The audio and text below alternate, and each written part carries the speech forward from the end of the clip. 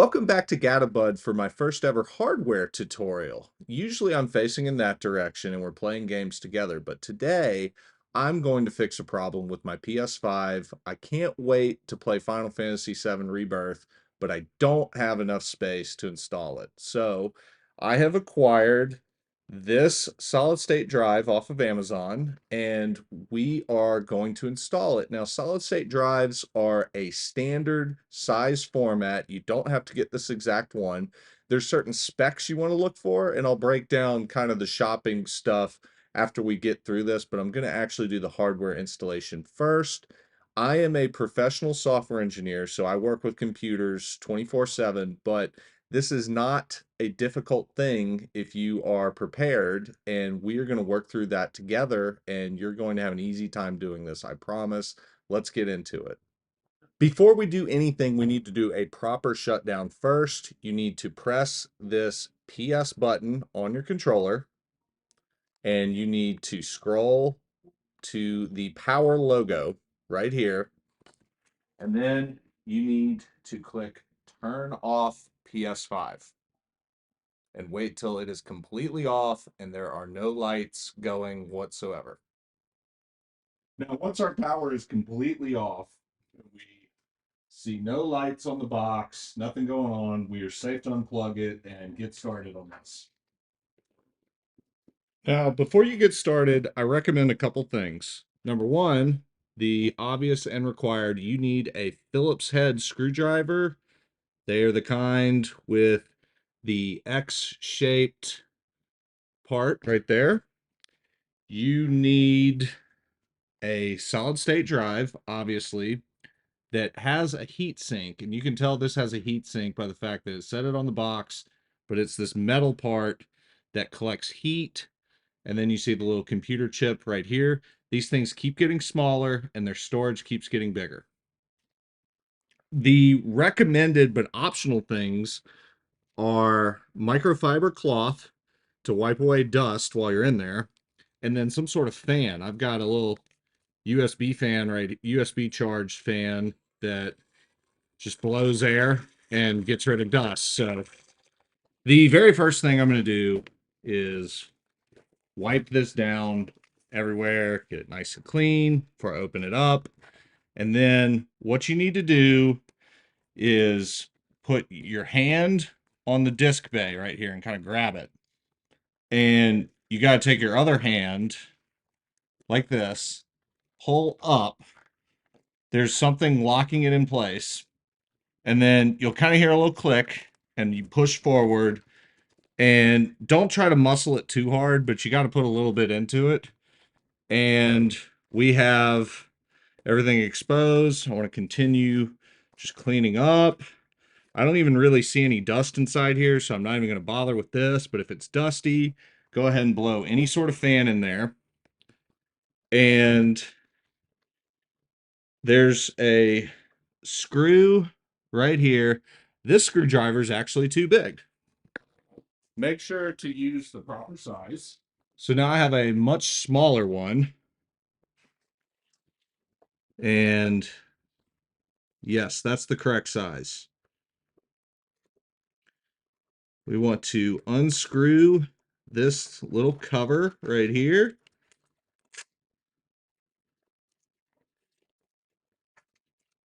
Make sure to not drop this screw. I'm going to put it right here in the little card slot on my poker table.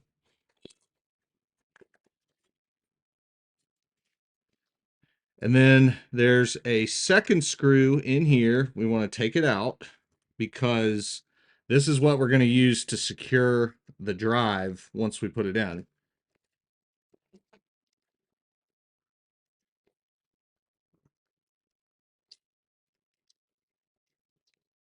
So hold on to this, goes back in that card slot too.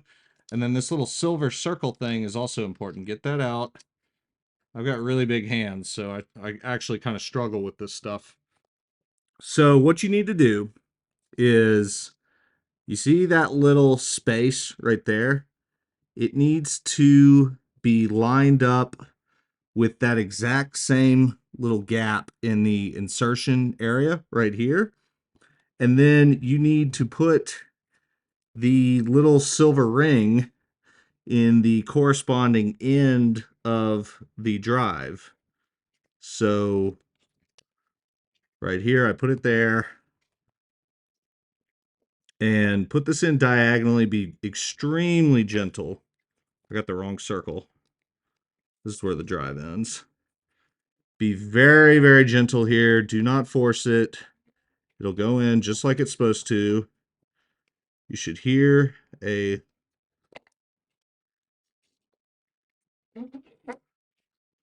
little click like that. And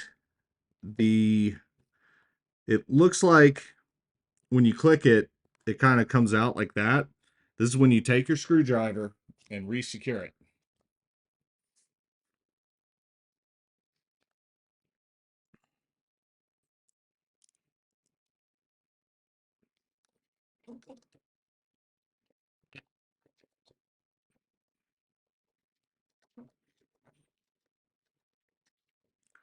And also be very gentle in this process.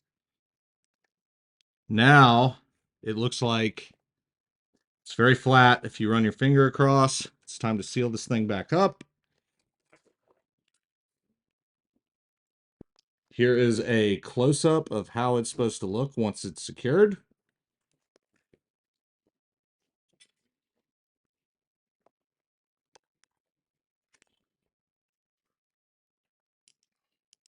And then we secure this part as well, back in the way it came. And we are ready for business. Let's put our case back on.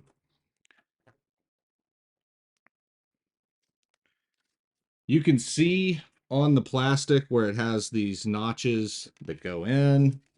Just line them back up, push down. Heard a click. Now it's back to being secure again. Let's hook this thing back up. Yay, it turned back on. That's a good sign.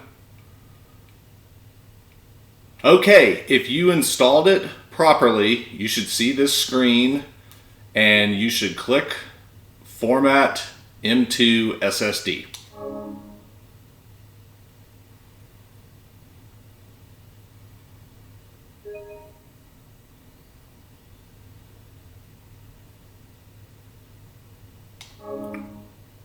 And it has been formatted.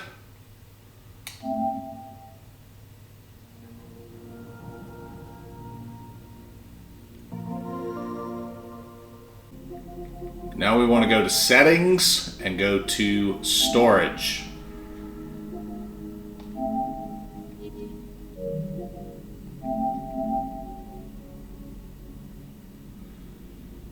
And the first thing I would recommend doing is moving all apps to the M2 SSD.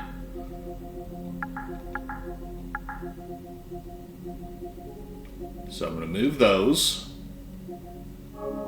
That's a trivial amount of space, but you should never use any of your console memory on any sort of media apps. And then you need to go down your list of games, and you don't necessarily want to do it by size. You want to do it by how frequently you actually play the games and how much of a performance demand that they have. So right out of the gate, the Final Fantasy X remaster and the PS2 GTA remasters are obvious candidates. Let's move those.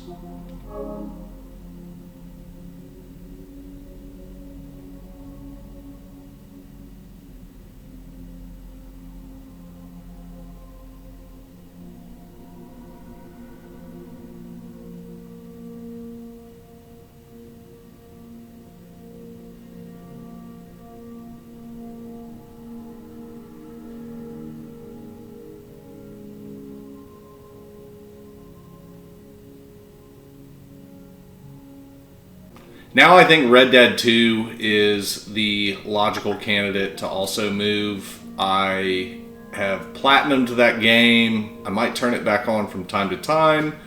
If I find that performance dips, I'll just move it back to the console hard drive and just trade places. But this is a significantly faster process moving it than doing a full re-download and reinstallation. We're doing 4 gigabytes a second right now on transfer rate. And there we go. I have significantly cleared up my storage. I have the 3 games I'm currently playing on the regular console storage.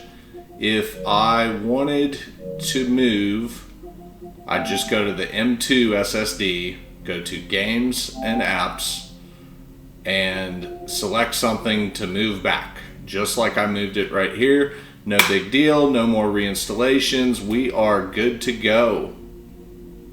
Due to the size of this channel, I have not gotten into the business of officially promoting products. This is not a promotion per se, but this is the exact drive that I bought.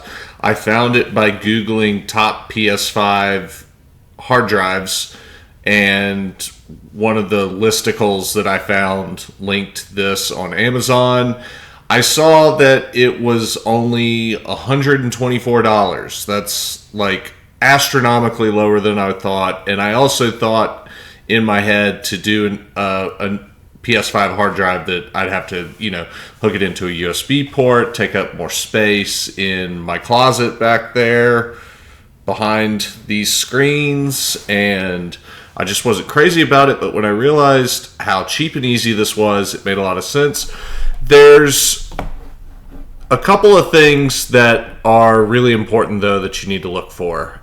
They need to be M2, and you want to at least hit a terabyte to make this worth it, I would say. They're so cheap that, you could do the 500 gigabyte for less than a PS5 game if you needed to, but I would at least try to do a terabyte.